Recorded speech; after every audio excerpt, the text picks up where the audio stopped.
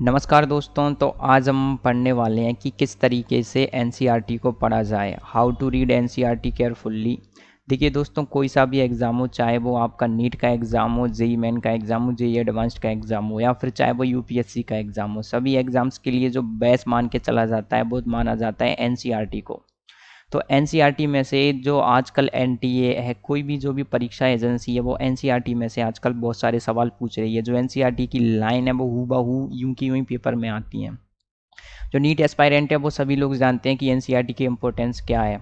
तो एनसीईआरटी को किस प्रकार से आप बहुत बेहतर ढंग से पढ़ें ताकि ये आपको एकदम याद हो जाए, आपके दिमाग में ये बिल्कुल चली जाए। तो किस प्रकार से हमको कौन कौन सी टैक्टिक्स अपनानी चाहिए कि किस प्रकार से आप एनसीईआरटी को पढ़ सकते हैं। तो चलिए स्टार्ट करते हैं। दोस्तों, एनसीईआरटी को पढ़ने के लिए सबसे पहले आपको क्या करना चाहिए। देखिए, यदि आपको एनसीईआरटी पढ़नी है तो सबसे पहले आपको आना चाहिए कि आपको इम्पोर्टेंस पता होनी चाहिए एनसीईआरटी की इम्पोर्टेंस क्या है। जैसे कि आप सभी लोग जानते हैं कि आपको ये जान लेना चाहिए कि कौन सा चैप्टर आजकल बहुत अधिक मात्रा में पूछा जा रहा है, कौन सा चैप्टर आजकल नहीं पूछा जा रहा। तो आपको पता होना चाहिए इंपॉर्टेंस ऑफ एनसीईआरटी ये है कि एनसीईआरटी बहुत ही ज़रूरी है और इसकी लाइन से, चैप्टर की लाइन से यूं ही क्वेश्चंस आपके एग्जाम्स में लगातार आ रहे हैं। तो आपको इसको पढ़ने के लिए सबसे पहले क्या करना चाहिए कि जब भी आपको टाइम मिले तो आप क्या करें, एनसीईआरटी को पढ़ते रहें, रेगुलरली पढ़ते रहें। पढ़ते रहेंगे तो क्या होगा, इससे ये आपके दिमाग में छप जाएगी। जब भी आपको टाइम मिले, जब भी आप फ्री हो, खाना खा रहे हो, खाना खाने के बाद में, या फिर सोने से पहले, या फिर दिन में कभी भी, आप जब भी फ्री हो तो आप एनसीईआरटी को की रीडिंग लगाना स्टार्ट कर दें। जैसे आप न्यूज़पेपर पढ़ते हैं उसी प्रकार से पढ़ना स्टार्ट कर दें। बस आप रीडिंग लगाते रहें, लगाते रहें, उसे समझते रहें। तो इस प्रकार से एनसीईआरटी आपके दिमाग में चली जाएगी। आप क्या कर सकते हैं दोस्तों कि जब भी आपको टाइम मिले तो पढ़ते रहिए, लगातार उसको पढ़ते रहिए। जिससे क्या होगा, देखिए, जब भी आपको टाइम मिलेगा तो आपके जो दिन का रूटीन है उसमें एकाएक एक रूटीन बन जाएगा कि आपको रेगुलरली एनसीईआरटी पढ़नी है, किस प्रकार से उसको आपको पढ़ना है, कैसे पढ़ना है। तो आपके दिमाग में ये पता होना चाहिए कि हमको एनसीईआरटी पढ़नी है। तो इससे क्या होता है दोस्तों, आपको ये टेंशन नहीं लेनी है कि जो आपको एनसीईआरटी है वो समझ में आएगी नहीं आएगी, क्या होगा, मुझे याद होगी नहीं होगी। आप सभी लोग जानते हैं कि जो हमारा सबकॉन्शियस माइंड है, जो चीज़ों को जब हम लगातार करते हैं तो वो हमारे सबकॉन्शियस माइंड में चली जाती हैं और वो हमको याद हो जाती हैं। याद कीजिए, जब आप चलते हैं तो ये नहीं देखते कि मेरा अगला पैर पिछले पैर से मैच कर रहा है या नहीं कर रहा है।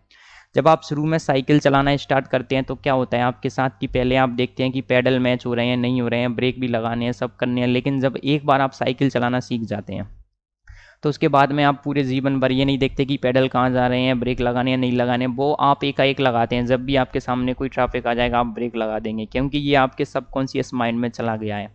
जब आप एनसीईआरटी को रेगुलरली पढ़ते रहेंगे तो ये आपके सबकॉन्शियस माइंड में चली जाएगी। जिससे क्या होगा, इससे ये फ़ायदा होगा कि आपके सबकॉन्शियस माइंड में चली जाएगी और जब आप पेपर में उसको याद करेंगे तो वो आपको एकाएक से याद आ जाएगी। भले ही आपको ये लगेगा कि मुझे ये याद नहीं है, लेकिन हमारे सबकॉन्शियस माइंड को, हमारे ब्रेन को ये पता है कि ये चीज़ मेरे दिमाग में जा चुकी है। तो आपको क्या करना है, एनसीईआरटी पढ़ने से पहले ये करना है कि आपके जो प्रीवियस ईयर के क्वेश्चंस हैं, जो पहले आ चुके क्वेश्चंस हैं, उनको एक बार देखेंगे। तो जिससे आपको ये अनुमान लग जाएगा कि ये चैप्टर है, इसमें से आजकल किस टाइप के क्वेश्चंस आ रहे हैं, किस टाइप के क्वेश्चंस इसमें पूछे जा रहे हैं। तो जिससे आपको ये पता लग जाएगा कि किस प्रकार के क्वेश्चंस पूछे जा रहे हैं। तो आपको बहुत फ़ायदा होगा। फ़ायदा ये होगा कि आपको ये तो लग जाएगा पता कि इसमें से ये चैप्टर आ रहे हैं, और ये भी पता लग जाएगा कि किस टाइप के प्रश्न आ रहे हैं। तो जिससे आपके नंबर बढ़ेंगे तो आपका सिलेक्शन बढ़ेगा, सीधी सी बात है। तो दोस्तों, आपको क्या करना है, आपको लगातार उसको पढ़ते रहना है, पढ़ते ही रहना है। किस प्रकार से पढ़ना है कि उसके प्रीवियस ईयर के क्वेश्चन से सॉल्व कर लिए, उसके बाद में जो भी आपको क्वेश्चन, जब भी आप एनसीईआरटी पढ़ रहे हैं उसमें आपको कहीं पर भी ये लगे कि भाई ये चीज़ तो प्रीवियस ईयर में आ चुकी है, माना कि ये पेपर जेईई मेन या फिर नीट 2020 में आ चुका है, तो उस लाइन को आप लिख सकते हैं वहाँ पर कि ये जो क्वेश्चन है वो हमारे इस साल के इस पेपर में आया था। तो जिससे आप जब भी आप पढ़ेंगे तो आपको पता लगेगा कि एक पैराग्राफ है जहाँ से 2016 में भी प्रश्न आया, 17 में भी, 18 में भी, 19 में भी, 20 में भी।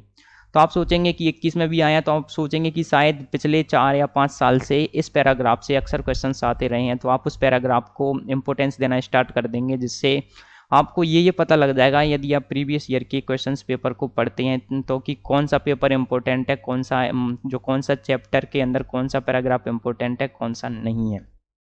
तो प्रीवियस ईयर के जो पेपर्स को पढ़ने के बाद में उनका एनालिसिस करना बहुत ज़रूरी है।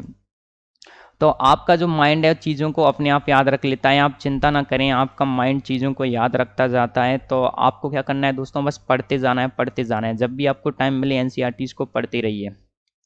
एक बहुत बेहतरीन जो चीज़ है वो मुझे ये लगी कि आप जो आपकी किताबें हैं,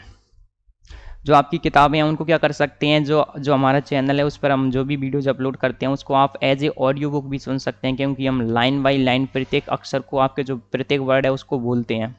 जब भी आप सोने से पहले दिन में जब भी आपको फ्री टाइम मिले, स्कूल जा रहे हैं तो स्कूल बस में हो या फिर कोचिंग से आ रहे हो, तो कहीं पे भी आप क्या कर सकते हैं, ईयरफोन अपने कान में लगाए और सुने।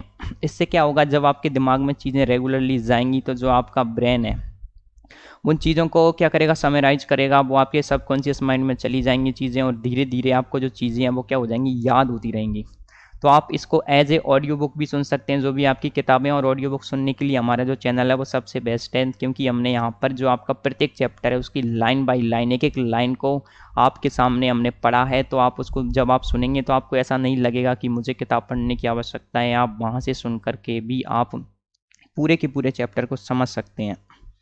आपको क्या करना है दोस्तों, पढ़ते समय एक और बात ध्यान रखनी है कि आप जो भी पढ़ें उसको क्या करना है, आपको अंडरलाइन करती जानी है। अंडरलाइन करेंगे तो क्या होगा, जिससे आपको पता लगेगा, जैसे कि आप 2 या 3 प्रकार के मार्कर रख सकते हैं, हाईलाइटर रख सकते हैं कि येलो वाले मैं उसको करूँगा जो बहुत ही इंपॉर्टेंट हो, ग्रीन उसको करूँगा जो इंपॉर्टेंट तो है पर उतना नहीं है, या फिर रेड हाईलाइटर से उससे उसको हाईलाइट करूँगा जो कि कम इम्पोर्टेंट है लेकिन परीक्षा में पूछे जाने का इसका चांस लग रहा है। तो इस प्रकार से आप 2 या 3 प्रकार के हाईलाइटर्स यूज कर सकते हैं कि किस प्रकार से आपको तैयारी करनी है।